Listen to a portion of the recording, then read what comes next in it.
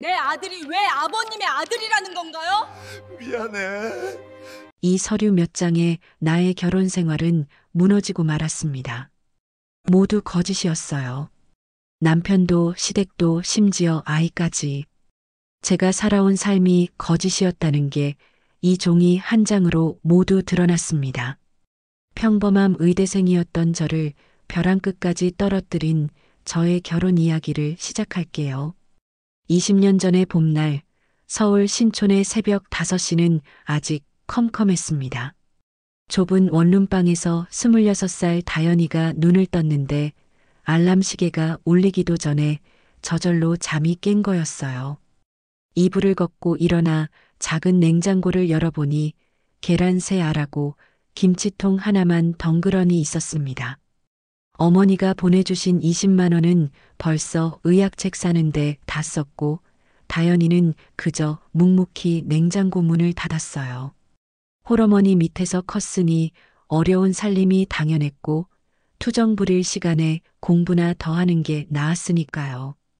씻고 나서 병원 실습복을 차려입은 다연이는 가방에 두꺼운 의학책들을 넣었습니다. 어깨가 무거웠지만 이게 다 앞날을 위한 거라 생각하며 허리를 꼿꼿이 펴고 집을 나섰어요. 지하철역까지 가는 길은 찬바람이 쌩쌩 불었고 꽉 찬 전철 안에서도 한 손으로 손잡이 잡고 다른 손으로는 공부 노트를 들여다봤습니다. 연필 자국으로 까맣게 된 손을 본 옆자리 할머니께서 아이고 공부하느라 고생이 많네 하시며 사탕을 하나 주셨고 다연이는 정중히 인사드리며 사탕을 소중히 받았어요. 병원에 도착하니 벌써 사람들로 북적였고 저쪽에서 친구 수진이가 손 흔들며 달려왔습니다. 수진이는 이 병원 간호사인데 고등학교 때부터 둘도 없는 친구였어요.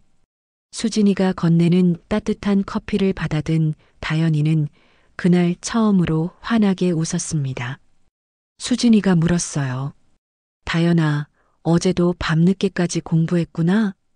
다연이가 고개를 끄덕이자 수진이는 친구의 까만 눈밑을 보며 혀를 찼습니다. 둘이서 산부인과로 걸어가는데 아침 실습 때 갓 태어난 아기의 첫 울음소리를 들었어요. 그 소리에 다연이는 가슴이 뭉클해지며 나도 생명을 살리는 의사가 되어야지 하는 마음을 다시 다잡았습니다. 점심때가 되어 수진이랑 구내식당에서 밥을 먹는데 된장찌개를 앞에 두고 수진이가 농담을 했어요.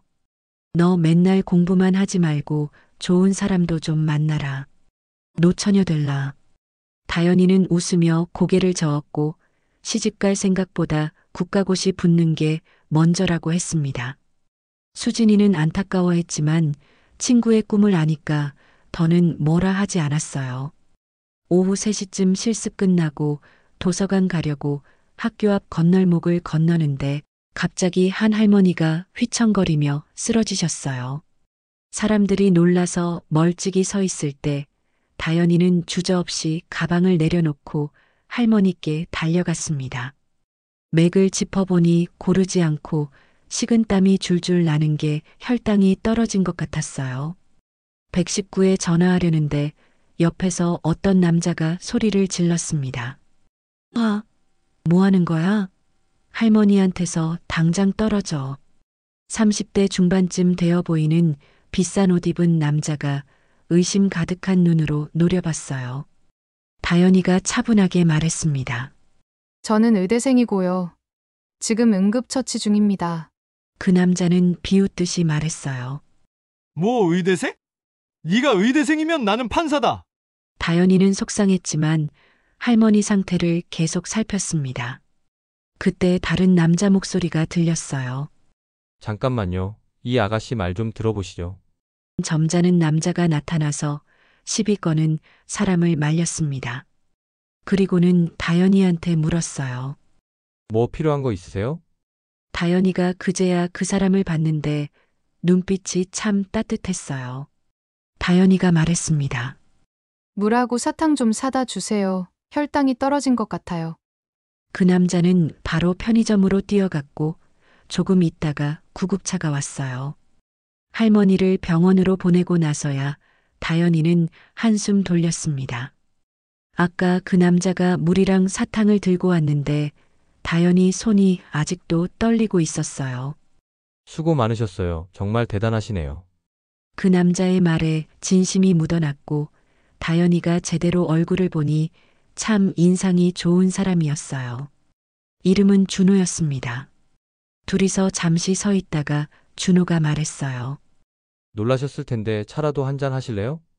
다연이는 공부하러 가야 한다고 하려다가 준호의 따뜻한 미소에 마음이 움직여서 그냥 따라갔습니다.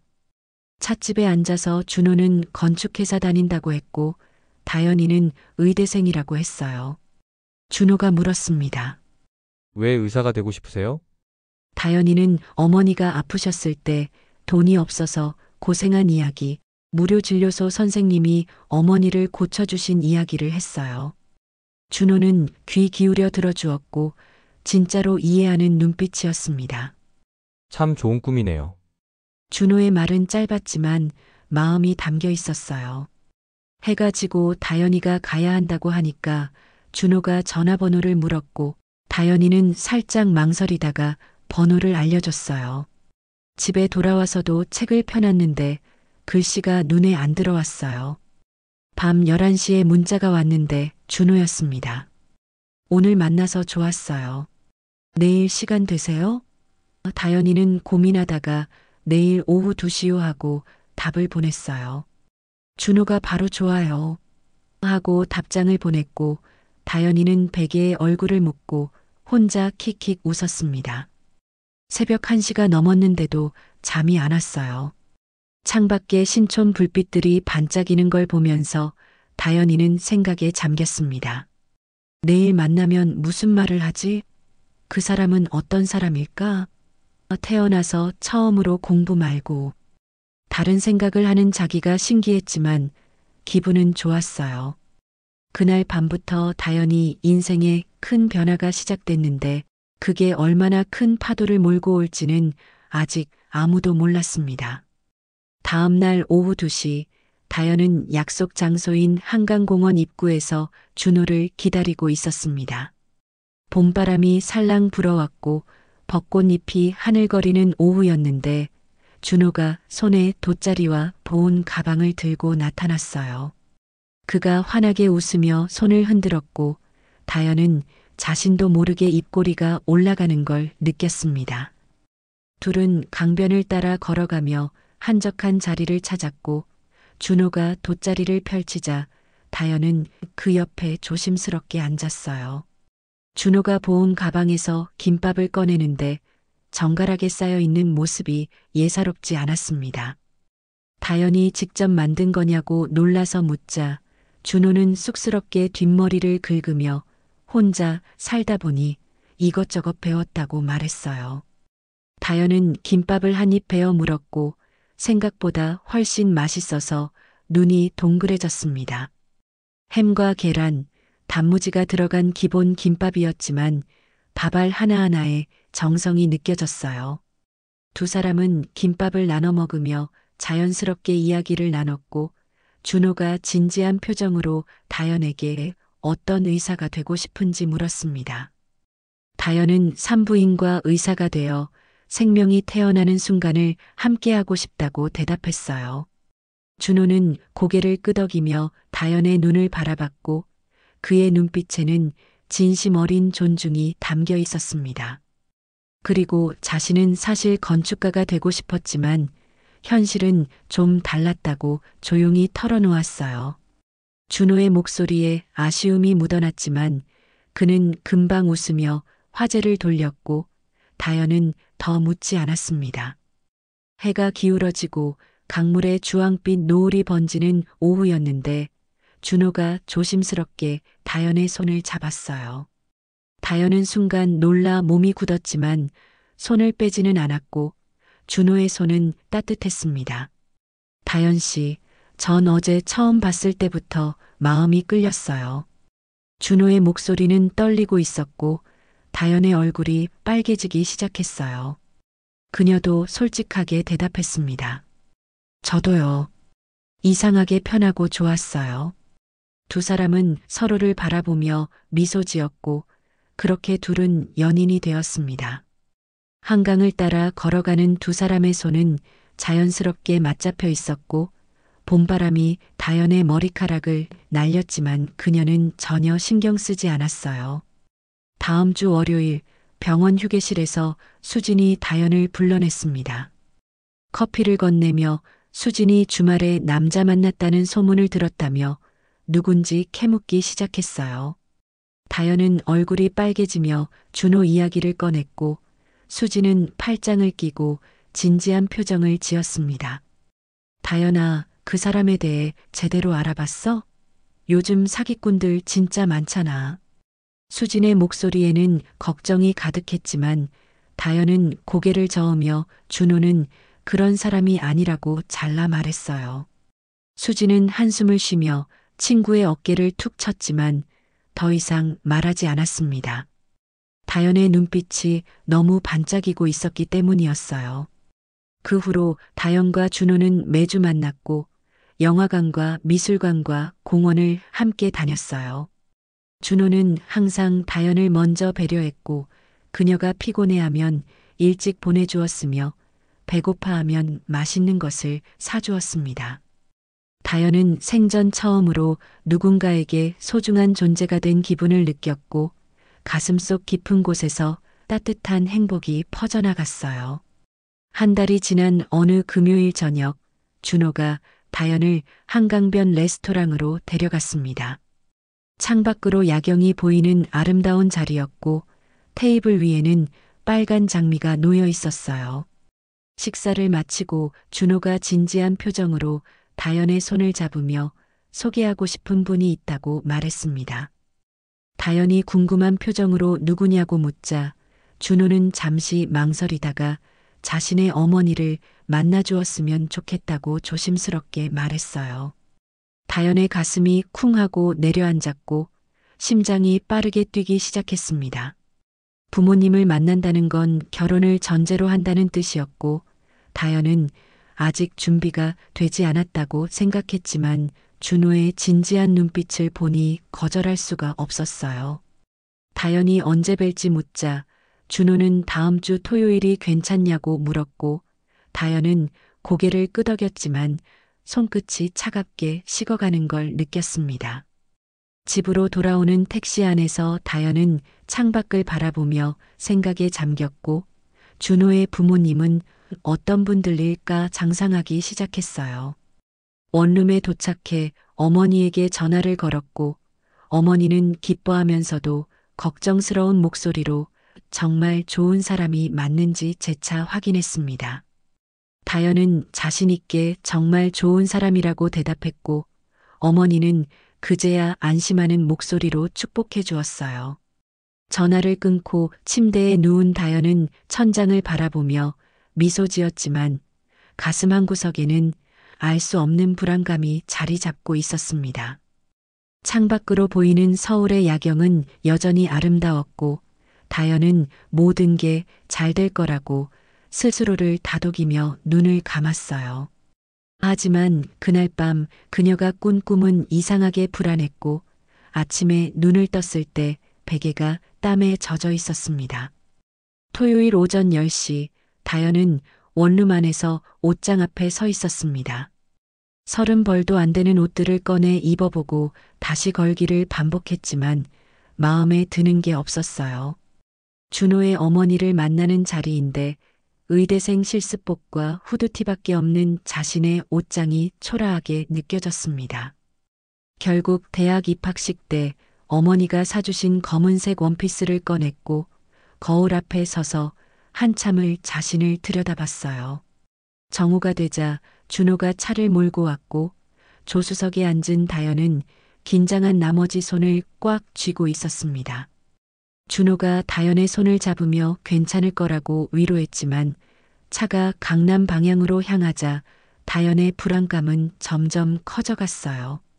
건물들이 높아지고 거리가 깨끗해지는 걸 보며 다연은 준호의 집이 생각보다 부유할지도 모른다는 생각을 하기 시작했습니다. 차는 청담동 고급 아파트 단지 앞에 멈췄고 다연은 눈앞에 펼쳐진 광경에 입을 다물지 못했어요.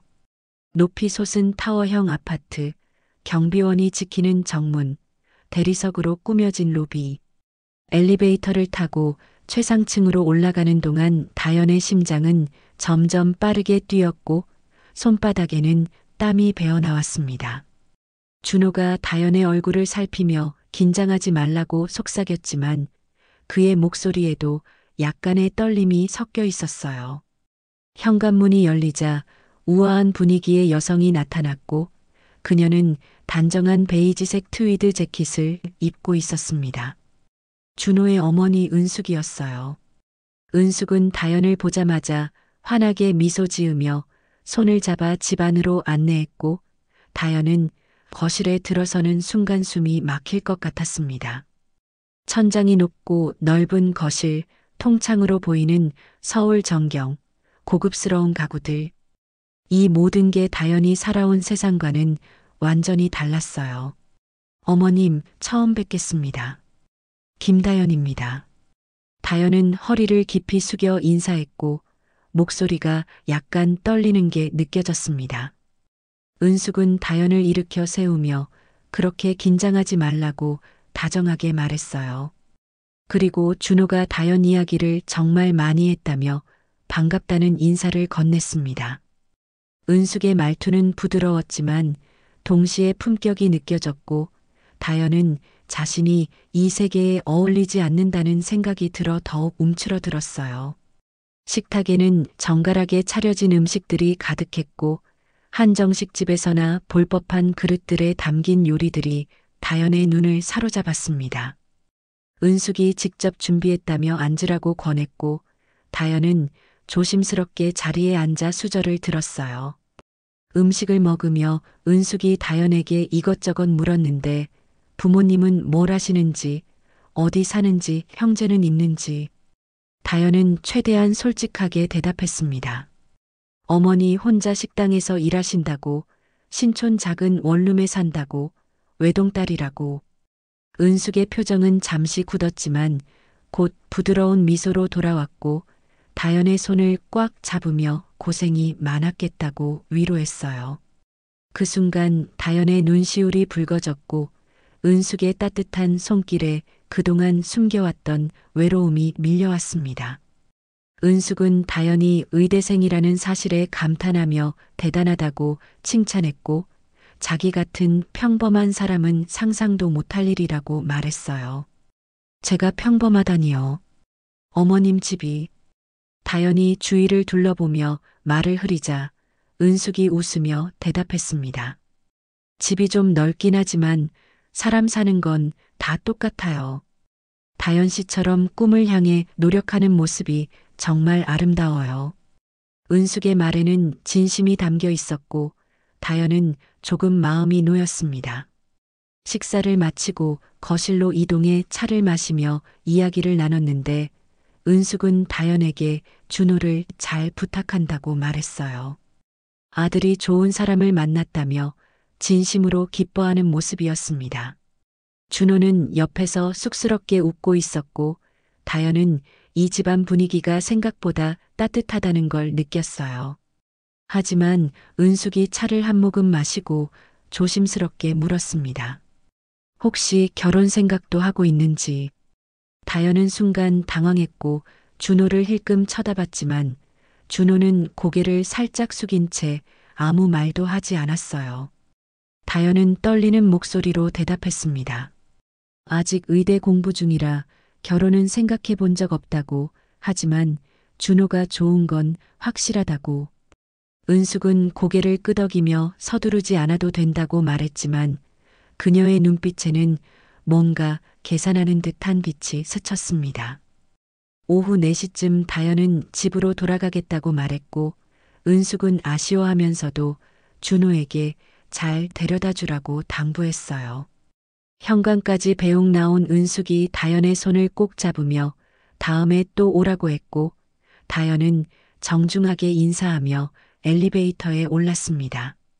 엘리베이터 문이 닫히는 순간 다연은 그제야 긴장이 풀리며 깊은 한숨을 내쉬었어요. 차 안에서 준호가 물었습니다. 어머니가 어땠냐고. 다연은 좋은 분이라고 대답했지만 목소리에는 피로가 묻어났어요.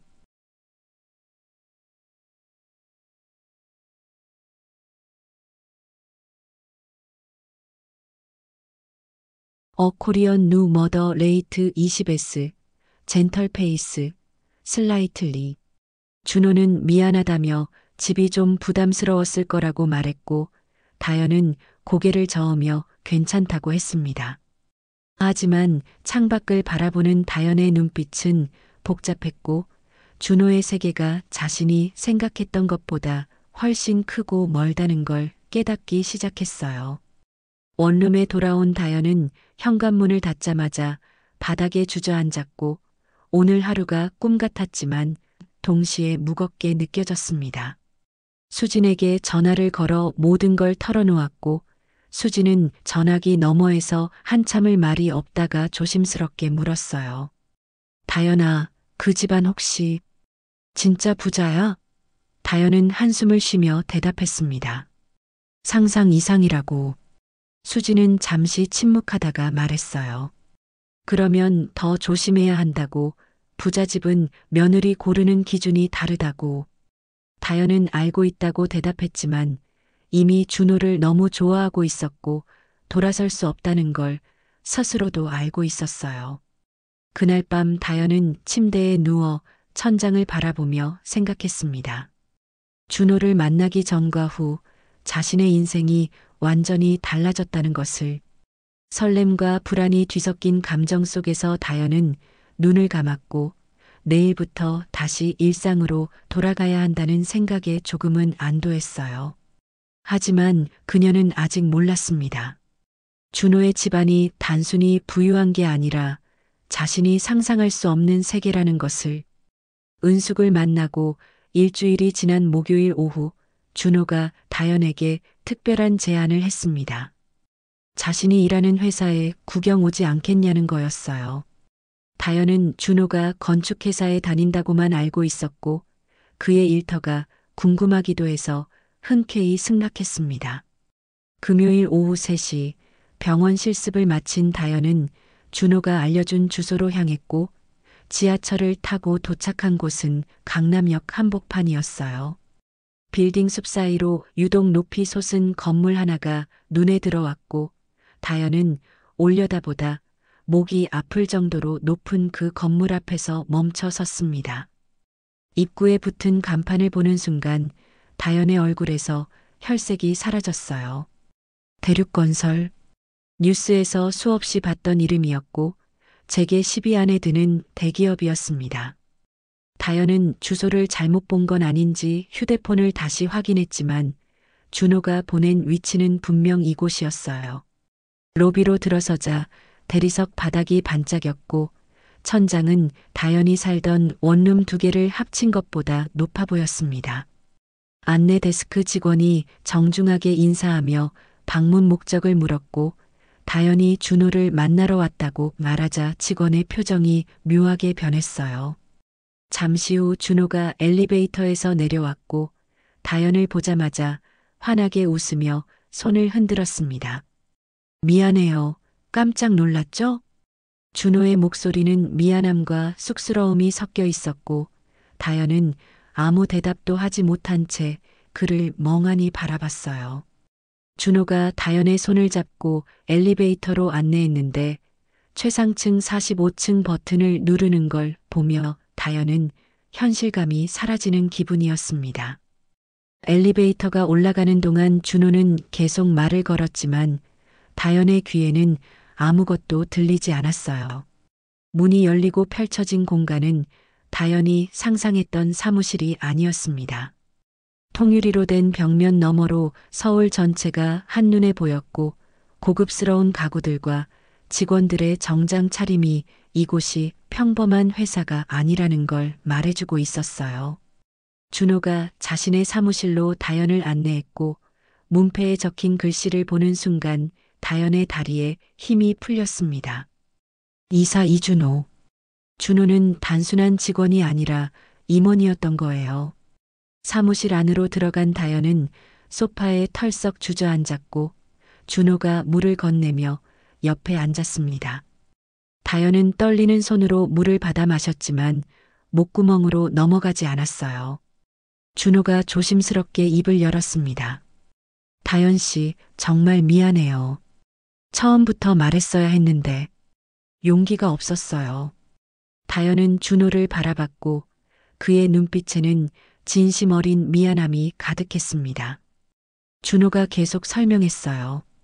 아버지가 이 회사 회장이고 형이 사장이라는 것, 자신은 막내 아들로 이사직을 맡고 있다는 것. 다현은 그제야 모든 퍼즐이 맞춰지는 기분이었습니다. 청담동 펜트하우스, 은숙의 우아한 분위기, 준호의 여유로운 태도, 모든 게 설명이 됐어요.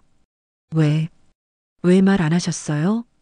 다현의 목소리가 떨렸고 준호는 한숨을 쉬며 대답했습니다. 다현 씨가 절 있는 그대로 봐줬으면 했어요. 돈 때문에, 집안 때문이 아니라 그냥 이준호라는 사람으로요. 준호의 말에는 진심이 담겨 있었지만 다현은 배신감과 혼란에 휩싸였습니다. 그동안 자신은 준호와 같은 선상에서 사랑을 나눴다고 생각했는데 알고 보니 준호는 완전히 다른 세계에 살고 있었던 거예요. 다현은 창밖을 바라보며 말했습니다. 집에 가고 싶다고. 준호는 더 이상 말리지 않고 조용히 고개를 끄덕였어요. 1층 로비로 내려오는 엘리베이터 안은 침묵으로 가득했고 다현은 거울에 비친 자신의 모습을 봤습니다. 낡은 가방, 색바랜 청바지, 학생 같은 차림. 준호 옆에 선 자신이 너무나 초라해 보였어요. 로비에 도착하자 다현은 인사도 없이 밖으로 나갔고 준호가 뒤따라 나왔지만 다현은 돌아보지 않았습니다. 지하철역으로 걸어가는 다현의 눈에서 눈물이 흘러내렸고 사람들 사이를 비집고 들어가 계단을 내려갔어요. 전동차에 몸을 실은 다현은 창밖을 바라보며 생각했습니다. 이 사랑이 계속될 수 있을까? 준호와 자신 사이에 놓인 거대한 격차를 어떻게 메울 수 있을까? 원룸에 도착한 다현은 바닥에 주저앉아 한참을 울었고 휴대폰이 계속 울렸지만 받지 않았어요. 밤 10시가 넘어서야 수진에게 전화를 걸었고 모든 이야기를 털어놓았습니다. 수진은 전화기 너머에서 한참을 침묵하다가 무거운 목소리로 말했어요. 다현아, 이제라도 그만둬. 그 사람이랑 너랑은 세상이 너무 달라. 다현은 알고 있다고 대답했지만 마음 한구석에서는 포기하고 싶지 않은 자신을 발견했습니다. 준호를 사랑한다는 감정만은 진짜였으니까요. 하지만 그날 밤 다현이 느낀 두려움과 혼란도 진짜였고 이 사랑이 과연 현실이 될 수 있을지 알 수 없었어요. 창밖으로 보이는 서울의 야경은 여전히 아름다웠지만 이제는 그 불빛들이 다현에게서 너무 멀리 있는 것처럼 느껴졌습니다. 그날 이후 사흘 동안 다현은 준호의 연락을 받지 않았습니다. 다현은 준호의 연락을 받지 않았습니다. 휴대폰에는 문자와 부재중 전화가 쌓여갔지만 다현은 화면을 볼 때마다 가슴이 답답해져서 그냥 꺼버렸어요. 병원 실습을 하는 동안에도 집중이 되지 않았고 수진이 걱정스러운 눈빛으로 계속 다현을 살폈습니다. 월요일 점심시간 수진은 다현을 옥상으로 데려갔고 둘은 난간에 기대서서 서울 하늘을 바라봤어요. 수진이 먼저 입을 열었습니다. 진짜 포기할 거냐고. 다현은 한참을 침묵하다가 대답했어요. 모르겠다고. 머리로는 그만두는 게 맞는 것 같은데 마음이 따라주지 않는다고. 수진은 친구의 어깨를 토닥이며 어떤 선택을 하든 지지하겠다고 말했지만 동시에 현실적인 조언도 잊지 않았습니다. 재벌가 며느리가 되는 건 드라마 속 이야기가 아니라고, 다현이 상상하는 것보다 훨씬 힘들 거라고. 화요일 저녁 다현이 원룸으로 돌아오자 현관 앞에 준호가 서 있었습니다. 핏기 없는 얼굴과 푹 꺼진 눈으로 보아 며칠 동안 제대로 자지 못한 게 분명했어요. 다연은 그를 보는 순간 외면하고 싶었지만 준호의 지친 모습에 마음이 흔들렸습니다.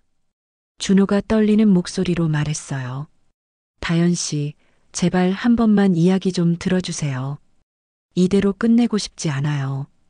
다연은 한숨을 쉬며 문을 열었고 준호는 조심스럽게 안으로 들어왔습니다. 좁은 원룸 안에서 둘은 마주 앉았고 준호가 먼저 사과했어요. 처음부터 솔직하게 말하지 못한 것, 다연을 놀라게 한 것, 모든 게 자신의 잘못이라고.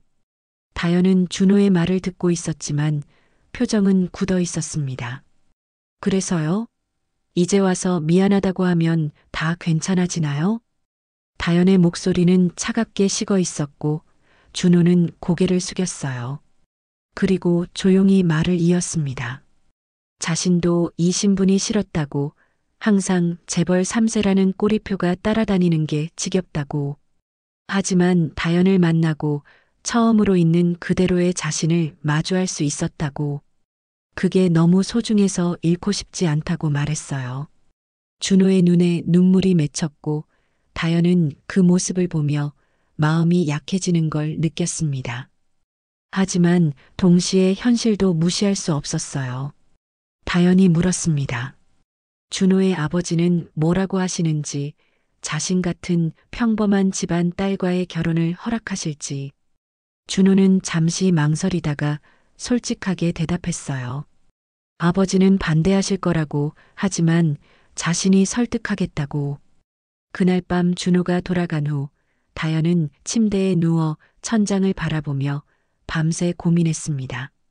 준호에 대한 감정은 진짜였고 그를 포기하고 싶지 않았지만 재벌가라는 거대한 벽 앞에서 자신이 너무 작게 느껴졌어요. 새벽 4시가 되어서야 다연은 결심했습니다. 한 번 더 기회를 주기로.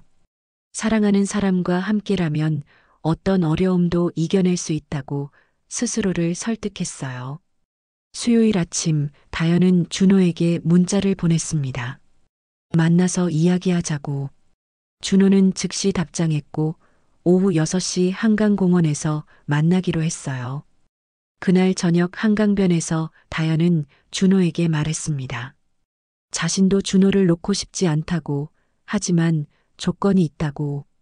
준호는 무엇이든 들어주겠다고 대답했어요. 저한테 거짓말하지 마세요. 그리고 제가 의사가 되는 걸 포기하게 만들지 마세요. 다연의 목소리는 단호했고 준호는 고개를 끄덕이며 약속했습니다. 절대 그런 일 없을 거라고, 다연의 꿈을 응원하겠다고. 두 사람은 다시 손을 맞잡았고 이번에는 서로를 더 단단히 붙잡은 기분이었어요. 하지만 다연의 마음 한구석에는 여전히 불안감이 자리 잡고 있었고 앞으로 어떤 일들이 기다리고 있을지 알 수 없었습니다. 그날 밤 수진에게 전화해 준호와 다시 만나기로 했다고 말했을 때 수진은 한참을 침묵하다가 한숨 섞인 목소리로 물었어요. 진짜 후회 안 할 자신 있어? 그 집안 들어가면 내가 상상하는 것보다 훨씬 힘들 거야. 다연은 알고 있다고 대답했습니다. 하지만 사랑하니까 해보고 싶다고. 수진은 더 이상 말리지 않았지만 걱정스러운 마음은 감추지 못했어요. 전화를 끊고 다연은 창밖을 바라봤습니다. 신촌거리의 불빛들이 반짝이고 있었고 저 너머 강남 어딘가에 준호가 있다는 생각에 다연은 미소 지었어요. 힘들겠지만 함께라면 이겨낼 수 있을 거라고 그렇게 믿고 싶었습니다. 준호와 다시 만나기로 한 후 2달이 흘렀고 가을이 깊어지는 10월 어느 토요일 오후였습니다. 서울 시내 특급 호텔 그랜드 볼룸에는 500명이 넘는 하객들이 자리를 가득 채우고 있었고 천장에서 쏟아지는 샹들리에 빛은 화려하기 그지없었어요. 신부 대기실에서 웨딩드레스를 입은 다연은 거울 속 자신을 바라보며 낯선 기분을 느꼈습니다. 레이스와 비즈로 장식된 드레스, 전문가 손길로 완성된 화려한 메이크업, 이 모든 게 현실 같지 않았어요. 어머니가 다연의 손을 꼭 잡고 계셨고 그 손에서 미세한 떨림이 전해졌습니다. 평생 식당에서 일하며 살아온 어머니에게 이 자리는 다연보다 더 낯설고 부담스러울 거였어요. 수진이 들러리 드레스를 입고 다가와 다연의 베일을 정리해주며 작은 목소리로 물었습니다. 다연아, 정말 괜찮아? 아직 늦지 않았어. 다연은 고개를 끄덕이며 괜찮다고 대답했지만 가슴속 깊은 곳에서는 불안감이 꿈틀거리고 있었어요. 입장 음악이 울려 퍼지기 시작했고 다연은 어머니와 팔짱을 낀 채 긴 버질로드를 걷기 시작했습니다. 양옆으로 앉아 있는 수백 명의 시선이 다연을 향했고 대부분 처음 보는 얼굴들이었지만 그들의 눈빛에서 평가하는 듯한 느낌을 받았어요. 제단 앞에는 턱시도를 입은 준호가 서 있었고 다연을 보며 환하게 웃고 있었습니다. 준호의 옆에는 그의 아버지 태준이 서 있었는데 60대 중반의 나이에도 날카로운 눈빛과 곧은 자세를 유지하고 계셨어요. 태준은 다연을 위아래로 훑어보는 시선을 보냈고 그 눈빛에는 아직도 완전히 인정하지 못한다는 느낌이 배어 있었습니다. 주례사가 진행되고 서약이 이어졌으며 다연과 준호는 서로를 바라보며 반지를 교환했어요.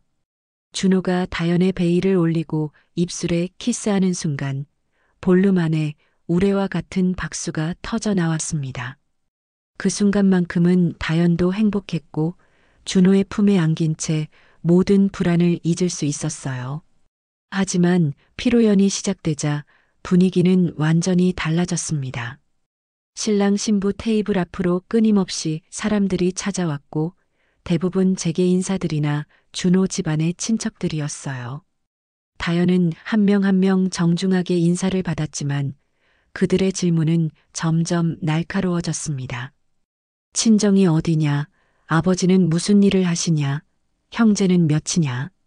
다연이 솔직하게 대답할 때마다 사람들의 표정에는 미묘한 변화가 스쳤어요. 피로 연장 한쪽에서 준호의 친척 2명이 수군거리는 소리가 들렸고 다연의 귀에까지 그 내용이 들어왔습니다. 신부 집안이 평범하다던데 재벌가에 어울리는 며느릴까? 태준 회장님이 얼마나 반대하셨는데 준호가 고집 부려서 결국 이렇게 됐다잖아. 다연은 모른 척했지만 가슴이 철렁 내려앉았고 옆에 있던 준호가 다연의 손을 꼭 잡으며 괜찮다는 눈빛을 보냈어요. 하지만 다연은 이미 알고 있었습니다. 이 세계에서 자신은 환영받지 못하는 존재라는 것을. 피로연이 끝나고 신혼여행을 위해 공항으로 향했는데 차 안에서 다연은 창밖만 바라봤습니다. 준호가 걱정스럽게 물었지만 다연은 피곤하다며 눈을 감았어요.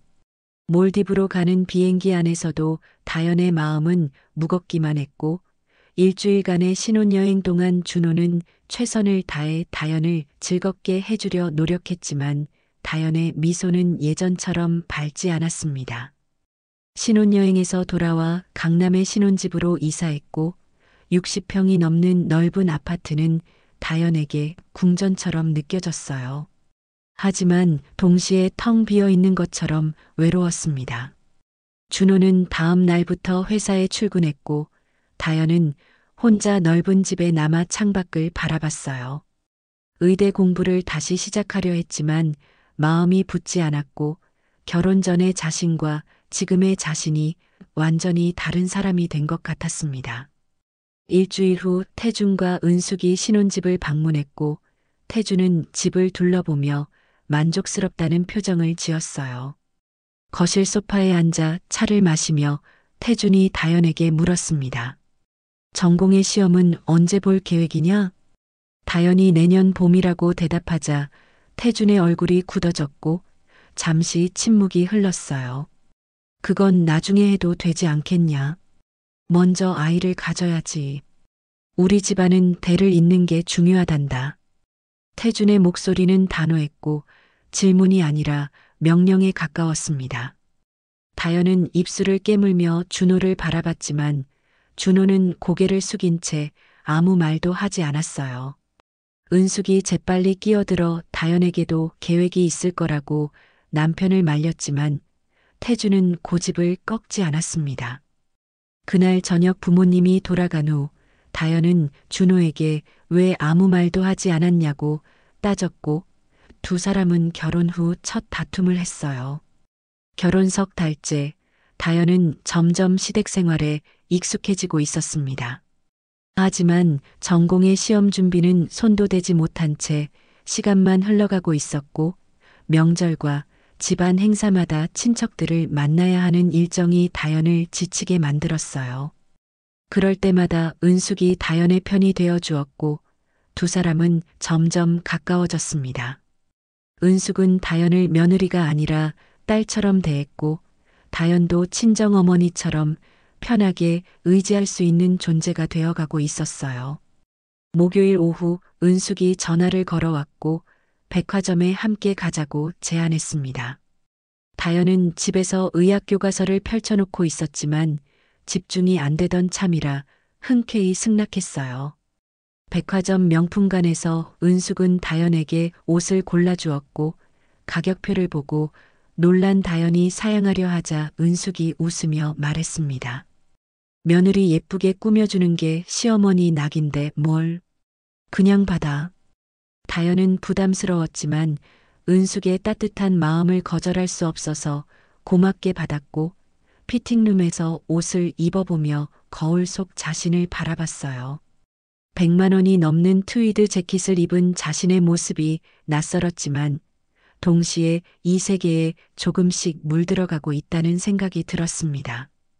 쇼핑을 마치고 백화점 식당에서 저녁을 먹으며 은숙이 조심스럽게 말을 꺼냈어요. 결혼한 지 석 달이 지났는데 임신 소식이 없다며 혹시 산부인과에 가봤냐고 물었습니다. 다현은 아직 준비가 안 됐다고 대답했고 전공의 시험을 먼저 보고 싶다고 솔직하게 말했어요. 은숙은 다현의 손을 잡으며 이해한다고 말했지만 잠시 망설이더니 조언을 건넸습니다. 다현아, 내 경험으로는 말이야. 아이를 먼저 낳고 나중에 공부하는 것도 방법이 아닐까? 나이가 있으니까. 은숙의 말투는 부드러웠지만 분명한 의도가 담겨 있었고 다현은 가슴이 답답해지는 걸 느꼈어요. 하지만 은숙의 표정에는 진심 어린 걱정이 묻어 있었고 다현은 잘 생각해 보겠다고만 대답했습니다. 집으로 돌아오는 차 안에서 다현은 창밖을 바라보며 복잡한 마음을 정리했어요. 은숙은 좋은 사람이지만 결국 시어머니이고 이 집안 사람이라는 게 분명했습니다. 며칠 후 수진을 만나 모든 이야기를 털어놓았고 수진은 단호하게 말했어요. 다현아, 순서 바꾸면 영영 의사 못 돼. 아이 낳으면 육아 때문에 공부할 시간 없어. 시어머니 말 듣지 마. 다현도 알고 있었지만 은숙의 따뜻함에 마음이 흔들리고 있었고 스스로도 혼란스러웠어요. 수진이 친구의 어깨를 토닥이며 정신 똑바로 차리라고 충고했고 다현은 고개를 끄덕였지만 마음은 여전히 무겁기만 했습니다. 주말에 준호와 진지하게 대화를 나눴고 자신의 고민을 털어놓았어요. 준호는 다현의 말을 듣고 이해한다고 했지만 동시에 부모님 입장도 생각해야 한다고 말했습니다. 특히 아버지가 대를 잇는 것에 집착하시는 분이라 압박이 심하다고 털어놓았어요. 다현은 준호가 자신의 편이 아닌 것 같아서 서운했지만 그도 힘든 입장이라는 걸 이해했습니다. 고민 끝에 다현은 결정을 내렸고 준호와 양가 부모님께 말씀드렸어요. 전공의 시험을 1년 미루고 먼저 아이를 갖기로 했다고. 태주는 처음으로 다현을 칭찬하며 현명한 결정이라고 말했고 은숙은 다현을 꼭 안아주었습니다. 어머니는 전화로 정말 괜찮은 거냐고 몇 번이나 확인했지만 다현은 괜찮다고 안심시켰어요. 하지만 혼자 남았을 때 다현은 오래된 의학 교과서를 쓰다듬으며 눈물을 흘렸고 자신이 옳은 선택을 한 건지 확신이 서지 않았습니다. 그날 밤 침대에 누워 다현은 생각했어요. 은숙은 분명 좋은 사람이고 자신을 아껴주지만 결국 이 집안의 이익을 우선시한다는 것을. 그래도 다현은 스스로를 설득했습니다. 아이를 낳고 나서도 공부할 수 있다고, 조금 늦어질 뿐이라고. 하지만 가슴 한구석에서는 불길한 예감이 꿈틀거리고 있었고 수진의 경고가 계속 귓가에 맴돌았어요. 임신을 시도하기 시작한 지 석 달이 지났지만 소식이 없었고 다현은 조바심이 나기 시작했습니다. 명절 때마다 친척들이 물어보는 말들이 다현을 짓눌렀고 태준의 무언의 압박도 점점 무거워졌어요. 은숙은 병원에 가보라고 권했고 다현과 준호는 난임 검사를 받기로 했습니다. 검사 결과를 기다리는 일주일 동안 다현은 불안에 떨었고 혹시 자신에게 문제가 있는 건 아닐까 하는 두려움이 밤마다 그녀를 괴롭혔어요. 난임 검사 결과가 나온 날은 비가 내리는 화요일 오후였습니다.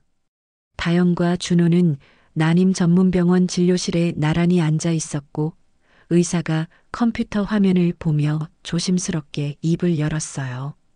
다현의 검사 결과는 정상이었지만 준호 쪽에 문제가 있다고 했습니다. 정자수가 현저히 적어 자연 임신이 거의 불가능하다는 진단이었고 시험관 시술을 권한다는 말이 이어졌어요. 준호의 얼굴이 순식간에 창백해졌고 그는 한동안 아무 말도 하지 못한 채 고개만 숙이고 있었습니다. 다현은 준호의 손을 꼭 잡으며 괜찮다고 위로했지만 준호의 손은 차갑게 식어 있었어요. 병원을 나와 차에 탄 후에도 침묵이 이어졌고 준호는 핸들을 잡은 채 시동도 걸지 못하고 있었습니다. 다현이 준호를 안으며 말했어요. 여보, 괜찮아. 방법이 있잖아. 우리 함께 이겨내자. 준호는 다현의 품에 얼굴을 묻고 울기 시작했고 어깨가 작게 떨리는 게 느껴졌어요. 다현은 준호를 토닥이며 함께 눈물을 흘렸지만 동시에 앞으로 감당해야 할 시간들이 두렵기도 했습니다. 태준과 은숙에게 검사 결과를 알렸을 때 거실에는 무거운 침묵이 흘렀고 태준의 얼굴은 굳어 있었어요. 은숙이 괜찮다며 요즘은 의학이 발달해서 시험관으로도 충분히 가능하다고 위로했지만 태준은 한동안 말이 없다가 준호를 바라보며 차갑게 말했습니다. 아들이 이 모양이니 며느리가 고생하겠구나. 준호는 고개를 들지 못했고 다현은 가슴이 답답해졌어요. 태준이 자리를 떠난 후 그의 등 뒤에서 실망과 분노가 느껴졌고 준호는 더욱 위축된 모습이었습니다. 다음 주부터 시험관 시술이 시작됐고 다현은 매일 아침 배에 호르몬 주사를 맞아야 했습니다. 처음 며칠은 괜찮았지만 일주일이 지나자 부작용이 나타나기 시작했어요. 몸이 붓고 어지러웠으며 감정 기복이 심해져서 사소한 일에도 눈물이 났습니다. 준호는 최선을 다해 다현을 돌봤지만 그 자신도 죄책감과 스트레스에 시달리고 있었어요. 한 달 후 첫 번째 시술을 받았고 2주 동안 조마조마하게 기다렸습니다. 하지만 생리가 시작됐고 다현은 화장실 바닥에 주저앉아 소리 없이 울었어요. 준호가 문 밖에서 걱정스럽게 불렀지만 다현은 대답하지 못했습니다. 은숙이 달려와 다현을 안아주며 괜찮다고 다시 시도하면 된다고 위로했지만 다현의 마음은 무너져 내리고 있었어요. 두 번째 시술을 위해 다시 호르몬 주사를 맞기 시작했고 이번에는 더 강한 약물을 사용했습니다. 다현의 몸은 한계에 다다르고 있었고 체중이 10kg 가까이 늘었으며 얼굴은 달처럼 부어올랐어요. 거울을 볼 때마다 낯선 자신의 모습에 놀랐고 예전에 날씬하고 건강했던 의대생 다현은 온데간데 없었습니다. 수진이 병원으로 찾아와 다현의 모습을 보고 눈물을 글썽였고 작은 목소리로 말했어요. 다연아, 그만해. 내 몸이 너무 망가지고 있어. 이러다 정말 큰일 나. 다연은 고개를 저으며 괜찮다고 말했지만 수진의 눈에는 친구가 점점 사라지고 있는 것처럼 보였습니다. 수진이 손을 꼭 잡으며 제발 자신을 먼저 생각하라고 애원했지만 다연은 이미 너무 많이 왔고 지금 포기할 수 없다고 대답했어요. 두 번째 시술도 실패로 돌아갔고 태준이 직접 나서서 더 유명한 병원을 알아봤습니다. 명절에 모인 친척들은 다연을 보며 수군거렸고 한 친척이 노골적으로 물었어요. 다연 씨, 결혼한 지 벌써 7개월인데 아직도 소식이 없어? 요즘 젊은 사람들이 너무 늦게 낳으려고 하더라. 다연은 입술을 깨물며 참았지만 눈물이 핑 돌았고 은숙이 재빨리 며느리를 감싸며 자리를 피했어요.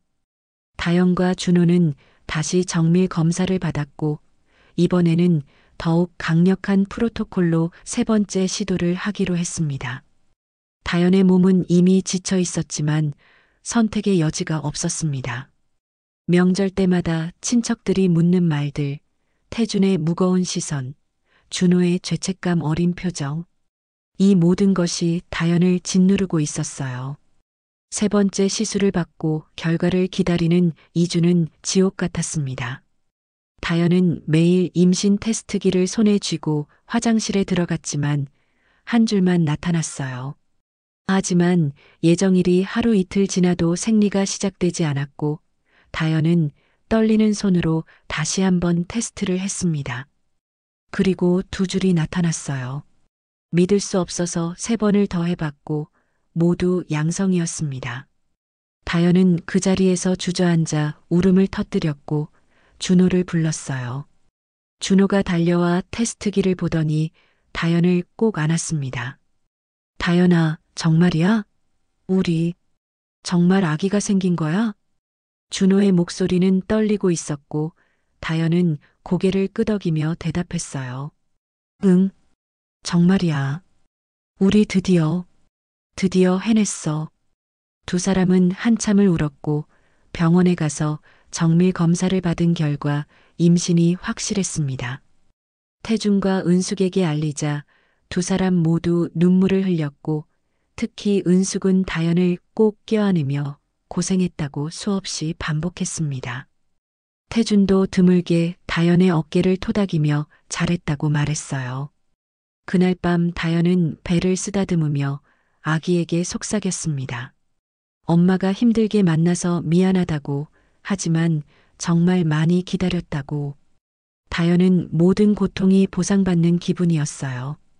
하지만 그녀는 아직 몰랐습니다. 진짜 시련은 이제부터 시작이라는 것을. 임신 석 달째, 다연은 산부인과에서 첫 초음파 검사를 받았고 모니터 화면에서 콩알만한 아기의 심장이 뛰는 모습을 봤습니다. 콩닥콩닥 울리는 작은 심장 소리를 들으며 다연은 눈물을 흘렸고 준호도 옆에서 아내의 손을 꼭 잡고 있었어요. 의사가 말했습니다. 건강하게 잘 자라고 있다고. 그 말을 듣는 순간 다연은 그동안의 모든 고통이 의미 있었다는 생각이 들었어요. 임신 중기에 접어들자 배가 점점 불러왔고 다연은 매일 밤 배를 쓰다듬으며 아기에게 이야기를 들려줬습니다. 준호는 퇴근하면 배에 대고 동화책을 읽어줬고 은숙은 손뜨개로 아기 옷을 만들어 왔어요. 집안 분위기가 따뜻해졌고 심지어 태준도 다연에게 예전보다 부드러운 태도를 보였습니다. 성별을 확인하는 날 의사가 화면을 가리키며 아들이라고 알려줬고 태준의 얼굴에 환한 미소가 번졌어요. 역시 우리 집안 아들이구나. 이름은 내가 짓겠다. 태준이 선언하듯 말했고 며칠 후 장명가를 통해 이름을 지어왔습니다. 건우. 건강하고 훌륭한 사람이 되라는 뜻이었고 다연은 그 이름이 마음에 들었어요. 임신 7개월째 은숙의 주도로 베이비 샤워가 열렸고 준호네 집 거실에는 가족과 친척들이 모였습니다. 선물이 산더미처럼 쌓였고 다현은 처음으로 이 집안의 진짜 일원이 된 것 같은 기분을 느꼈어요. 한 친척이 다가와 아들을 낳으니 집안 분위기가 완전히 달라졌다며 역시 대를 이어야 제맛이라고 말했습니다. 다현은 어색하게 웃으며 고개를 끄덕였지만 그 말 속에 담긴 의미가 불편했어요. 다현아, 고생 많았어. 이제 곧 우리 손주를 보겠네. 은숙이 다현을 안으며 말했고 다현은 고맙다는 인사를 전했습니다. 태준도 다가와 다현의 어깨를 토닥이며 격려했지만 그의 시선은 계속 다현의 배를 향하고 있었어요. 뭔가 이상하게 강렬한 눈빛이었지만 다현은 손자를 기다리는 할아버지의 마음이라고 생각하고 넘어갔습니다. 임신 9개월, 진통이 시작된 날은 초여름의 맑은 아침이었습니다. 새벽 5시에 양수가 터졌고 준호는 황급히 다현을 차에 태워 병원으로 달렸어요. 진통은 생각보다 길었고 8시간째 접어들자 다현은 지쳐서 눈물을 흘렸습니다. 준호가 다현의 손을 꼭 잡으며 말했어요. 다현아, 조금만 힘내. 우리 곧 건우 만날 수 있어. 당신이 최고야. 다현은 준호의 손을 꼭 쥐며 고개를 끄덕였고 다시 힘을 내기 시작했어요. 2시간이 더 지나 오후 3시, 마침내 아기가 세상 밖으로 나왔고 우렁찬 울음소리가 분만실을 가득 채웠습니다. 축하합니다. 3.6kg 건강한 남자아이예요. 의사가 아기를 다현에게 안겨줬고 다현은 작고 빨간 아기를 보며 눈물을 흘렸어요. 준호도 울고 있었고 두 사람은 아기를 사이에 두고 서로를 바라보며 미소 지었습니다. 모든 게 완벽한 순간이었어요. 회복실로 옮겨진 다현은 아기를 품에 안고 조심스럽게 얼굴을 들여다봤습니다. 작은 손가락, 오물거리는 입술, 감은 눈. 세상에서 가장 사랑스러운 존재였어요. 건우야, 엄마야. 만나서 정말 반가워. 다현이 속삭이자 아기가 작게 몸을 움찔했고 그 작은 반응에 다현의 가슴이 벅차올랐습니다. 준호가 옆에서 아기의 손을 만지며 눈물을 닦았고 새 식구의 첫 순간은 평화롭고 아름다웠어요. 은숙과 태준이 회복실로 들어왔고 은숙은 손주를 보자마자 감격의 눈물을 흘렸습니다. 태준은 유리창 너머로 신생아실에 누워있는 건우를 한참 동안 바라봤어요. 그때 다현은 놓쳤습니다. 태준이 손주를 바라보는 눈빛이 단순한 할아버지의 사랑이 아니라는 것을. 그의 눈에는 소유욕과 집착, 그리고 뭔가 더 깊고 어두운 감정이 서려 있었어요. 하지만 출산의 피로와 행복에 취한 다현은 그 이상한 기운을 감지하지 못했습니다. 이틀 후 다현은 조리원으로 옮겨졌고 2주 동안 건우와 함께 회복의 시간을 가졌어요. 은숙이 매일 찾아와 다현을 챙겼고 태준도 일주일에 한두 번씩 들러 손주를 안아보고 갔습니다. 수진도 방문해 건우를 보며 감탄했고 다현을 꼭 안으며 축하한다고 말했어요. 다현은 수진에게 정말 행복하다고 대답했습니다. 다현은 행복했습니다. 출산의 고통도 시험관의 고통도 모든 것이 이 순간을 위한 것이었다고 생각했어요. 조리원을 나와 신혼집으로 돌아왔을 때 준호는 아기 방을 완벽하게 꾸며놓고 있었습니다. 파란색 벽지와 귀여운 동물 스티커, 아기 침대와 수유 의자까지. 다현은 감동했고 준호를 껴안으며 고맙다고 말했어요. 본격적인 육아가 시작됐고 밤낮이 바뀌는 힘든 시간이었지만 다현은 행복했습니다. 건우를 보며 웃고 젖을 먹이고 기저귀를 갈아주는 모든 순간이 소중했어요. 하지만 다현은 몰랐습니다. 이 평화로운 시간이 곧 산산이 부서질 거라는 것을. 태준의 눈빛에 담긴 진실이 무엇인지, 그리고 그 진실이 자신의 인생을 어떻게 뒤흔들지. 건우의 100일이 다가오고 있었고 다현은 여전히 아무것도 모른 채 행복한 꿈을 꾸고 있었어요. 건우가 돌을 맞이했고 다현은 다시 전공의 시험을 생각하기 시작했습니다. 육아에 익숙해지면서 이제는 공부를 병행할 수 있을 것 같았어요. 저녁 식사 후 준호에게 조심스럽게 말을 꺼냈고 내년 봄 전공의 시험을 준비하고 싶다고 털어놓았습니다. 준호는 대학에서 건축학을 전공했지만 졸업 후 아버지의 뜻에 따라 가업인 건설회사 경영 쪽으로 진로를 바꿔야 했던 경험이 있었기에 다현의 마음을 이해한다고 말했어요. 하지만 동시에 걱정도 됐습니다. 육아하면서 공부까지 하려면 정말 힘들 텐데. 괜찮겠어? 준호의 목소리에는 염려가 가득했지만 다현은 자신 있게 대답했어요. 할 수 있다고, 이번이 마지막 기회라고.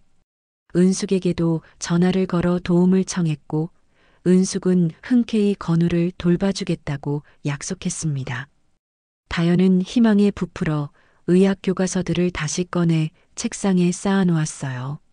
다음 주부터 본격적인 공부가 시작됐고 다현은 새벽 4시에 일어나 2시간 동안 책을 봤습니다. 건우가 자는 시간을 쪼개 써야 했고 낮에는 육아, 밤에는 공부라는 살인적인 스케줄이었어요. 한 달이 지나자 다현의 얼굴에는 피로가 쌓여갔고 체중도 5kg 가까이 빠졌습니다. 하지만 포기할 수 없었어요. 의사가 되겠다는 꿈을 이번에 놓치면 영영 기회가 없을 것 같았습니다. 그런데 석 달쯤 지났을 때 준호에게 이상한 증상이 나타나기 시작했습니다. 밤마다 침대에서 뒤척이며 잠을 못 이루는 거였어요. 다현이 괜찮냐고 물으면 괜찮다고 대답했지만 준호의 눈 밑에는 짙은 다크서클이 드리워져 있었습니다. 회사에서도 집중을 못한다며 자주 한숨을 쉬었고 주말에도 소파에 멍하니 앉아 있는 시간이 늘어났어요. 어느 날 밤 새벽 2시 다현은 준호의 거친 숨소리에 잠에서 깼습니다. 준호가 침대에 앉아 가슴을 움켜쥐고 있었고 숨을 헐떡이며 죽을 것 같다고 말했어요. 다현은 즉시 119에 전화를 걸었고 구급차를 타고 응급실로 향했습니다. 병원에서 검사를 받은 결과 공황 발작이었고 의사는 공황장애 진단을 내리며 약을 처방했어요. 이런 증상이 처음이신가요? 최근에 스트레스를 많이 받으셨나요? 의사가 물었지만 준호는 대답하지 못했고 다현도 남편이 무슨 스트레스를 받았는지 알 수 없었습니다. 집으로 돌아온 준호는 충격에 빠져 있었고 자신이 정신질환자가 됐다는 사실을 받아들이기 힘들어했어요. 소파에 앉아 머리를 감싸쥐고 중얼거렸습니다. 나 미쳤나 봐. 어떻게 이렇게 됐지? 회사도 가족도 다 망치고 있어. 다현이 옆에 앉아 남편의 등을 쓰다듬었지만 준호는 고개를 들지 못했어요. 한 달이 지났지만 준호의 상태는 나아지지 않았고 오히려 악화됐습니다. 출근을 못하는 날이 잦아졌고 결국 회사에 석 달 휴직계를 냈어요. 태준이 준호를 불러 질책했고 거실에서 부자의 대화 소리가 다현의 귀에까지 들렸습니다. 남자가 그렇게 약해서 어떡하냐? 정신 차려. 태준의 목소리는 차갑고 날카로웠고 준호는 아무 대답도 하지 못한 채 고개만 숙이고 있었어요. 은숙이 남편을 말렸지만 태준은 듣지 않았고 아들이 실망스럽다는 말을 남기고 집을 나갔습니다. 다현은 준호를 안아주며 위로했지만 준호는 점점 자신감을 잃어가고 있었어요. 우울증도 찾아왔습니다. 준호는 하루 종일 침대에 누워 아무것도 하고 싶지 않다고 말했고 식사도 거르는 날이 많았어요. 다현은 준호를 정신과에 데려가 상담을 받게 했고 약을 조정했지만 효과는 더뎠습니다. 준호는 점점 다현에게 의존하기 시작했고 다현이 잠시라도 자리를 비우면 불안해하며 전화를 걸어왔어요. 다연의 삶이 무너지기 시작했습니다. 전공의 시험 공부는 손도 댈 수 없었고 온종일 준호를 돌보고 건우를 키우는 것만으로도 버거웠어요. 은숙이 도와주려 했지만 한계가 있었고 수진이 찾아와 친구의 초췌한 모습을 보고 눈물을 글썽였습니다. 다연아, 너까지 쓰러지면 어떡해. 제발 내 자신도 좀 챙겨. 수진의 말에 다연은 겨우 웃으며 괜찮다고 했지만 거울 속 자신의 모습은 30도 안 된 나이에 10년은 늙어 보였어요. 밤에 건우를 재우고 준호가 잠든 후에야 다연은 혼자 욕실에 앉아 소리 없이 울었습니다. 꿈도 사랑도 행복도 모두 사라져가고 있었고 다연은 점점 자신을 잃어가고 있었어요. 준호가 조금씩 회복되고 있던 어느 날 수진이 다연에게 제안했습니다. 병원에 파트타임으로라도 복직해보는 게 어떻겠냐고. 다연은 망설였지만 은숙이 건우를 돌봐주겠다고 나섰고 결국 일주일에 사흘만 오전 근무를 하기로 했어요. 3년 만에 다시 입는 가운은 낯설었지만 동시에 자신이 돌아온 것 같아 반가웠습니다. 복직 2주째 목요일 오전, 다연은 산부인과 외래에서 환자 차트를 정리하고 있었습니다. 선배 의사가 부탁한 일이었는데 오래된 시험관 시술 기록들을 데이터베이스에 입력하는 작업이었어요. 단순한 일이었지만 다연은 꼼꼼하게 하나씩 확인하며 입력했고 수백 개의 파일을 넘기던 중 익숙한 날짜가 눈에 들어왔습니다. 2023년 2월 15일. 자신의 세 번째 시술 날짜였어요. 다연은 손이 멈췄고 그 파일을 펼쳐봤습니다. 자신의 이름, 준호의 이름, 시술 기록. 모든 게 익숙했지만 한 줄이 이상했어요. 정자 기증자 코드 DEG-2023-89. 다연은 고개를 갸우뚱했습니다. 준호의 정자를 사용했는데 왜 기증자 코드가 있을까? 다음 페이지를 넘기자 동의서가 첨부돼 있었고 서명란에 적힌 이름을 보는 순간 다연의 손이 떨리기 시작했습니다. 이태준, 시아버지의 이름이었어요. 다연은 다시 읽고 또 읽었지만 글자는 변하지 않았고 동의서에는 분명하게 적혀 있었습니다. 정자 기증자 이태준, 수령자 김다연. 숨이 막혔습니다. 다연은 의자에서 일어날 수 없었고 파일을 다시 펼쳐 꼼꼼하게 읽기 시작했어요. 기록에는 모든 게 적혀 있었습니다. 준호가 무정자증 판정을 받은 것, 태준이 의료재단 이사장 권한으로 자신의 정자 사용을 승인한 것, 그리고 다연 몰래 진행된 모든 과정. 다연의 손에서 파일이 떨어졌고 책상 위로 흩어진 서류들이 바닥으로 날아갔어요. 수진이 다연의 이상한 기색을 알아채고 달려왔지만 다연은 대답하지 못했습니다. 그저 바닥에 떨어진 서류를 가리킬 뿐이었고 수진이 그걸 집어 읽더니 얼굴이 하얗게 질렸어요. 다연아, 이게 진짜야? 이건 범죄잖아. 수진의 목소리가 떨렸지만 다연은 아무 말도 할 수 없었고 머릿속이 하얗게 비어버린 것 같았습니다. 건우의 얼굴이 떠올랐어요. 사랑하는 아들, 10개월 동안 뱃속에서 키운 아이. 그 아이의 생물학적 아버지가 준호가 아니라 시아버지라는 사실. 다연은 책상에 엎드려 구역질이 올라왔지만 참아야 했어요. 다연은 서류를 챙겨 들고 병원을 나섰고 택시를 타고 집으로 향했습니다. 준호가 거실 소파에 앉아 있었고 다연이 들어서자 반갑게 일어섰어요. 하지만 다연의 표정을 보고 준호의 미소가 사라졌습니다. 다연은 서류를 준호 앞에 던졌고 떨리는 목소리로 물었어요. 이게 뭐예요? 이게 대체 뭐냐고요? 준호가 서류를 집어들더니 온몸이 굳어졌고 서류를 쥔 손이 파르르 떨렸습니다. 다연은 준호를 노려보며 다시 물었어요. 알고 있었어요? 당신 아버지가 무슨 짓을 했는지 알고 있었냐고요. 준호는 입술을 깨물며 고개를 돌렸고 그 반응만으로도 다현은 모든 걸 알 수 있었습니다. 준호는 알고 있었어요.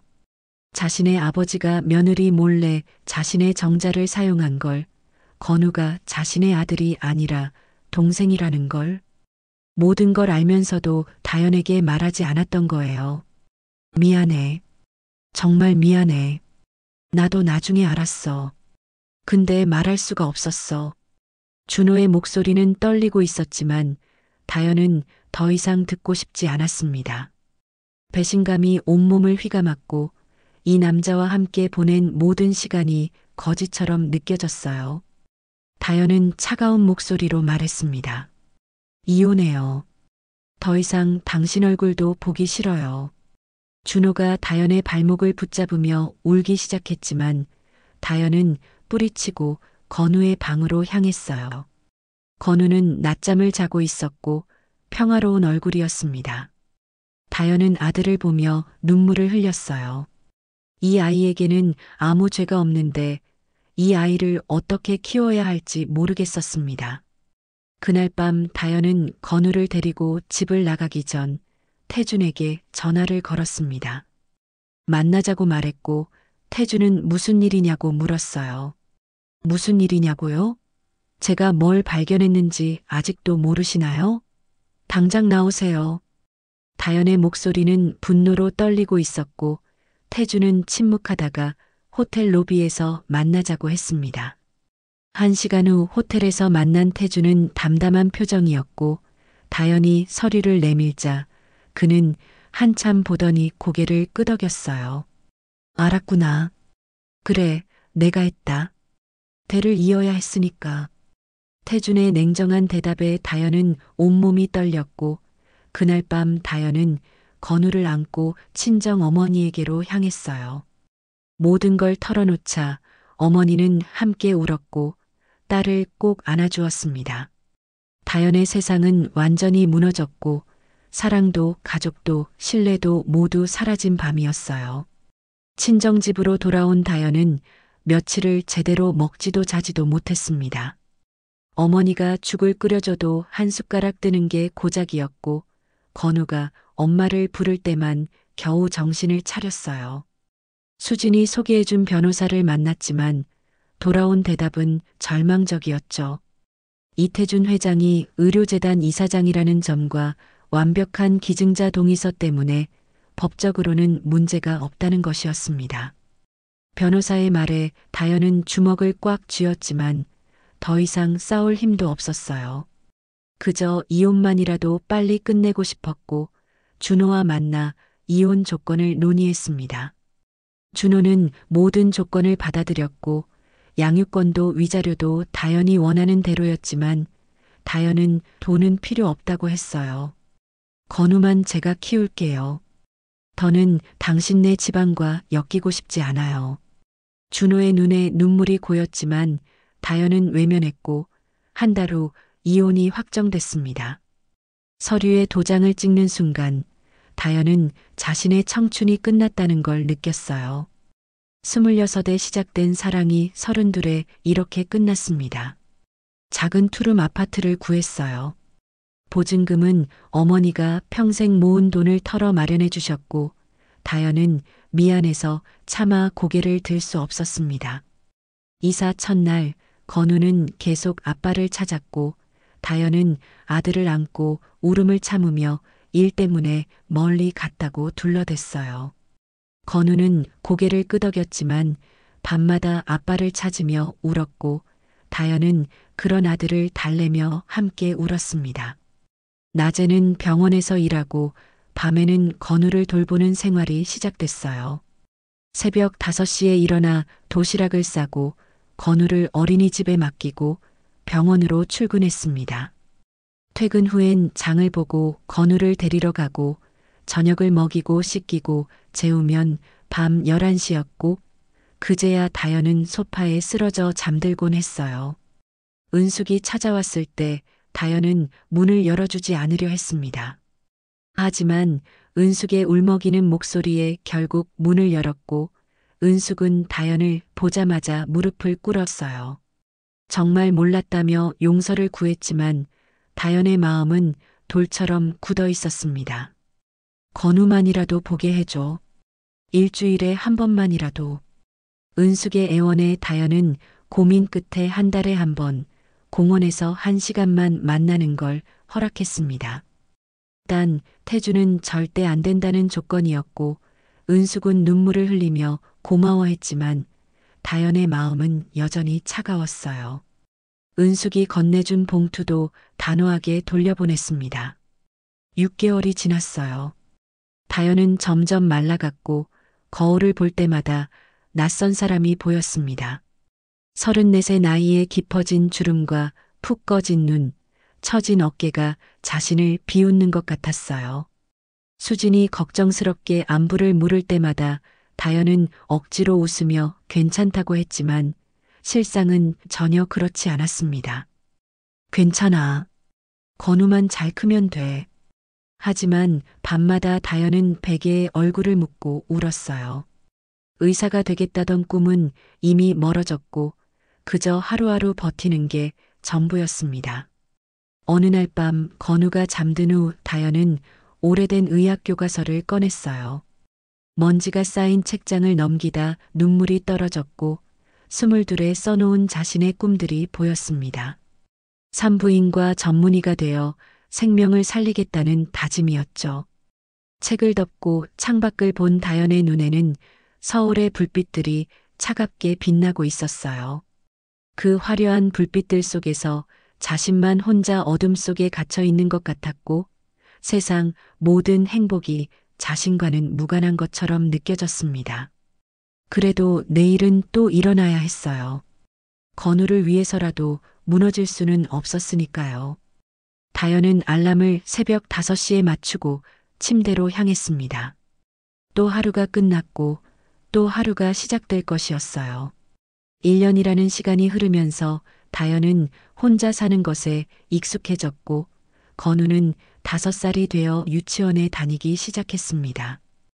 병원에서 다연의 실력은 점점 인정받았지만 여전히 전문의 자격증은 없었어요.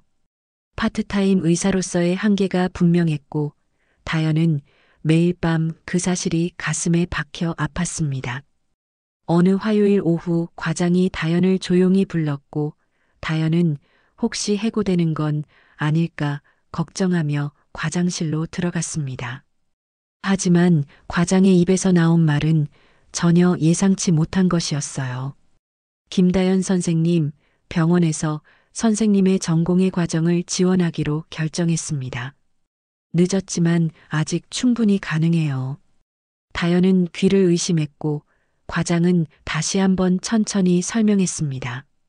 병원 이사회에서 다연의 실력과 성실함을 높이 평가했고 특별히 전공의 과정을 밟을 수 있도록 지원하기로 했다는 것이었어요. 다연의 눈에서 눈물이 흘러내렸고 과장은 손수건을 건네며 웃었습니다. 집으로 돌아온 다연은 수진에게 전화를 걸었고 수진은 소리를 지르며 기뻐했어요. 하지만 동시에 현실적인 걱정도 했습니다. 전공의 3년 동안 건우를 어떻게 키울 것인지가 문제였죠.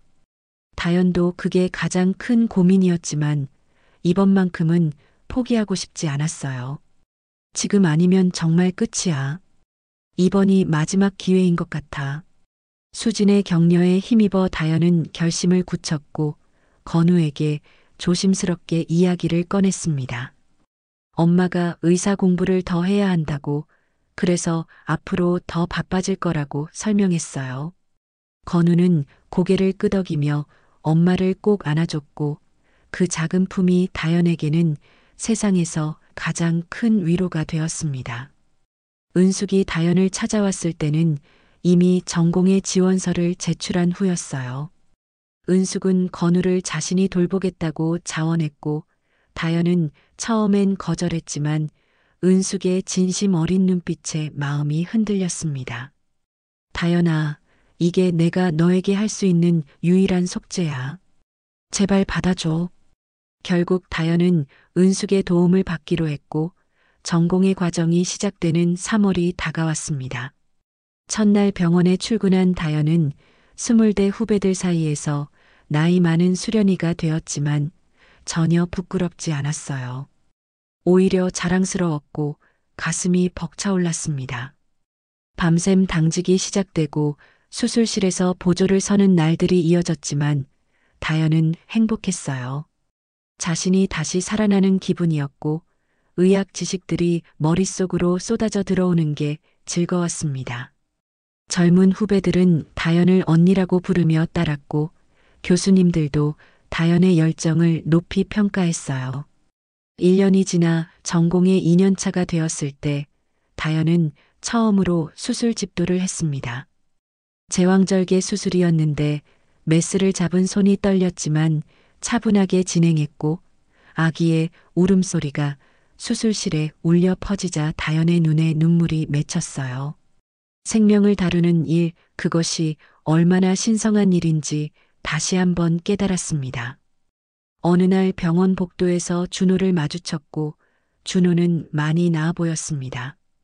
약을 줄였다며 조심스럽게 말을 건넸고 다현은 담담하게 들었어요. 다시 시작할 수 있을까? 준호의 물음에 다현은 단호하게 고개를 저었습니다. 이미 너무 많은 일이 있었어요. 하지만 건우 아빠로는 남아주세요. 준호는 쓸쓸하게 고개를 끄덕였고 두 사람은 그렇게 헤어졌습니다. 과거는 과거일 뿐이었고 다현에게는 이제 새로운 미래가 기다리고 있었어요. 전공의 3년차가 되던 해 다현은 후배들을 가르치는 역할까지 맡게 되었고 교육 능력도 인정받았습니다. 전문의 시험이 다가왔고 다현은 밤낮 없이 공부했어요. 건우는 이제 초등학생이 되었고 엄마의 꿈을 응원하는 든든한 아들이 되어 있었습니다. 시험날 다현은 모든 문제에 최선을 다했고 일주일 후 결과가 발표되었습니다. 합격이었어요. 38배 나이에 다현은 마침내 산부인과 전문의가 되었고 그 순간 다현은 무너져 울었습니다. 지난 10년간의 모든 고통과 좌절이 보상받는 순간이었죠. 축하 파티에는 병원 동료들과 수진, 어머니, 은숙, 그리고 건우가 모였고 준호도 축하 메시지를 보내왔습니다. 다현은 건우를 꼭 안고 물었어요. 엄마가 드디어 의사가 됐어. 자랑스러워? 건우는 환하게 웃으며 고개를 끄덕였고 그날 밤 다현은 혼자 조용히 와인을 마시며 지난 시간들을 돌아봤습니다. 아픔도 배신도 절망도 있었지만 그 모든 것을 이겨내고 여기까지 왔어요. 이제 다현은 누구에게도 의지하지 않고 자신의 힘으로 설 수 있었고 그것이 진정한 행복이라는 걸 알게 되었습니다. 전문의가 된 후 2년이 지나면서 다현은 병원에서 교육 담당 전문이라는 중요한 역할을 맡게 되었고 후배 의사들을 가르치며 보람을 느꼈습니다. 환자들도 다현을 신뢰했고 특히 어려운 수술들을 성공적으로 집도하며 실력을 인정받았어요. 건우는 초등학교 3학년이 되었고 공부도 잘하고 친구도 많은 건강한 아이로 자라고 있었습니다. 어느 목요일 오후 준호에게서 전화가 왔고 중요한 이야기가 있다며 만나고 싶다고 했어요. 다현은 잠시 망설였지만 카페에서 만나기로 했고 준호는 많이 밝아진 얼굴로 나타났습니다. 상담을 꾸준히 받으며 완전히 회복했다는 준호의 말에 다현은 진심으로 다행이라고 생각했어요. 다현 씨, 정말 미안했어요. 그때 제가 비겁했고 나약했어요. 준호의 사과에 다현은 조용히 대답했습니다. 이미 용서했어요. 하지만 과거로 돌아갈 수는 없어요. 건우의 좋은 아빠가 되어주세요. 준호는 눈물을 글썽이며 고개를 끄덕였고 두 사람은 처음으로 편안하게 대화를 나눴습니다. 건우의 학교 생활과 취미에 대해 이야기했고 준호는 아들을 위해 더 좋은 아빠가 되겠다고 다짐했어요. 며칠 후 다현은 의외의 방문객을 맞이했는데 태준이 병원으로 찾아온 것이었습니다. 몇 년 사이 많이 늙어 보이는 태준은 지팡이를 짚고 있었고 다연은 차갑게 무슨 일이냐고 물었어요. 태준은 의자에 앉으며 떨리는 목소리로 말했습니다. 사과하러 왔어요. 용서받을 자격이 없다는 건 알지만. 태준은 편지를 꺼내 다연에게 건넸고 건우가 성인이 되면 전해달라고 부탁했습니다.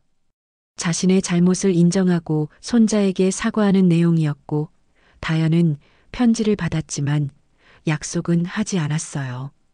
태준은 일어서며 건우를 한 번만 보고 싶다고 애원했지만 다연은 단호하게 거절했습니다.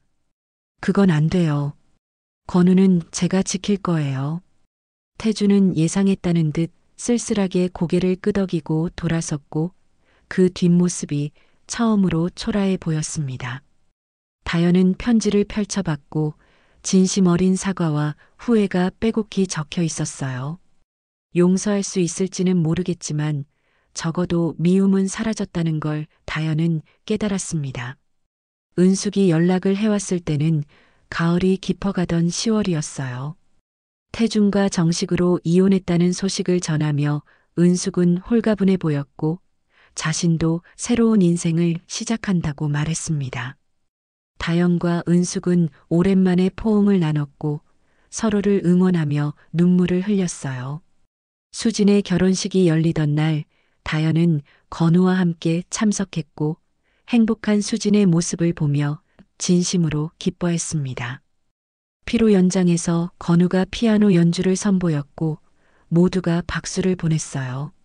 다연은 아들이 자랑스러웠고 동시에 자신도 언젠가 다시 사랑할 수 있을까 하는 생각이 들었습니다. 병원에서 특별한 손님이 찾아온 날은 11월 초였습니다. 어릴 적 어머니를 치료해 주셨던 무료진료소 의사 선생님이 은퇴 후 병원을 방문한 것이었어요. 백발이 성성한 선생님은 다연을 보자마자 감격했고 다연도 눈물을 흘렸습니다. 내가 정말 의사가 됐구나. 얼마나 자랑스러운지 몰라. 선생님의 말에 다연은 울먹이며 대답했습니다. 선생님 덕분이에요. 선생님이 저의 롤모델이었어요. 두 사람은 오랜 시간 이야기를 나눴고 선생님은 다연에게 조언을 아끼지 않았습니다. 의사로서 가져야 할 마음가짐과 환자를 대하는 자세에 대해 들으며 다연은 초심을 되찾았어요. 그날 저녁 집으로 돌아온 다연은 건우와 함께 저녁을 먹으며 하루를 돌아봤습니다. 건우가 학교에서 있었던 일을 신나게 이야기하는 모습을 보며 다연은 행복했고 이런 평범한 일상이야말로 진짜 기적이라는 걸 알게 되었어요. 밤이 되어 건우를 재운 후 다연은 거실 창가에 서서 서울의 야경을 바라봤습니다. 10년 전 의대생이었던 자신과 지금의 자신을 비교하며 미소를 지었고 비록 계획했던 길과는 달랐지만 결국 여기까지 왔다는 사실에 감사했어요. 내일도 병원에서 생명을 살리는 일을 계속할 것이고 건우와 함께 행복한 시간을 보낼 것이며 그것만으로도 충분했습니다. 39이 된 다연은 이제 병원에서 중견 전문의로 확고한 자리를 잡았고 특히 어려운 환경의 산모들을 위한 무료 진료에 힘쓰며 보람을 느꼈습니다. 매주 토요일마다 무료 진료소에서 봉사활동을 하는 것이 다연의 일과가 되었고 그곳에서 만나는 환자들의 감사 인사가 다연에게는 가장 큰 보상이었어요. 건우는 초등학교 4학년이 되어 축구부에 들어갔고 매일 오후 운동장에서 뛰어노는 건강한 아이로 자랐습니다. 준호는 정기적으로 건우를 만나며 좋은 아빠가 되려 노력했고 건우도 아빠와의 시간을 즐거워했어요. 다연은 이런 모습을 보며 과거의 상처가 조금씩 아물어가는 것을 느꼈습니다. 어느 토요일 아침 7시 다연과 건우는 한강공원으로 자전거를 타러 나갔고 봄날의 따스한 햇살이 두 사람을 비췄습니다. 건우가 신나게 페달을 밟으며 앞서가다가 돌아보며 소리쳤어요. 엄마, 빨리 와요. 여기 정말 예뻐요. 다현은 힘차게 페달을 밟으며 아들을 따라갔고 벚꽃이 만개한 길을 따라 달리는 동안 가슴이 벅차올랐습니다. 이런 소박한 순간들이야말로 진짜 행복이라는 걸 다현은 이제 확실히 알고 있었어요. 점심은 한강공원 잔디밭에서 김밥을 먹었고 건우는 엄마가 싸온 김밥이 세상에서 제일 맛있다며 엄지를 들어 보였습니다. 다현은 아들의 머리를 쓰다듬으며 미소를 지었고 그 순간 누군가 다가와 인사를 건넸어요. 선생님, 안녕하세요. 작년에 무료 진료소에서 도와주셨던 산모예요. 젊은 엄마는 유모차 속 아기를 보여주며 감사 인사를 전했고 다현은 건강하게 자라는 아기를 보며 뿌듯함을 느꼈습니다. 집으로 돌아온 오후 3시 은숙이 직접 만든 반찬을 들고 방문했고 건우는 할머니를 반갑게 맞이했습니다. 세 사람이 함께 앉아 저녁을 먹으며 도란도란 이야기를 나눴고 은숙은 새로 시작한 봉사활동 이야기를 들려줬어요. 다현은 은숙이 행복해 보여서 마음이 따뜻해졌고 과거의 아픔이 이제는 서로를 더 단단하게 만들어준 것 같았습니다. 밤 9시가 되어 건우를 재운 후 다현은 거실 소파에 앉아 따뜻한 차를 마시며 창밖을 바라봤습니다. 도시의 야경이 반짝이고 있었는데 예전과 달리 이제는 그 불빛들이 차갑게 느껴지지 않았어요. 오히려 각자의 자리에서 열심히 살아가는 사람들의 온기가 느껴졌고 그 속에서 자신도 당당한 한 사람으로 존재한다는 사실이 자랑스러웠습니다. 수진에게서 온 문자를 확인하니 내일 브런치를 함께 하자는 내용이었고 어머니께도 전화를 드려 안부를 여쭤봤습니다. 엄마, 잘 지내시죠? 건우도 잘 있고 저도 잘 지내요.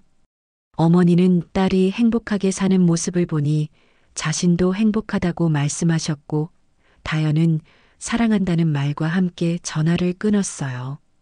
오래된 의대 교과서를 꺼내 첫 페이지를 펼쳐본 다현은 22에 쓴 자신의 이름과 다짐을 보며 미소를 지었습니다. 그때의 자신에게 말해주고 싶었어요.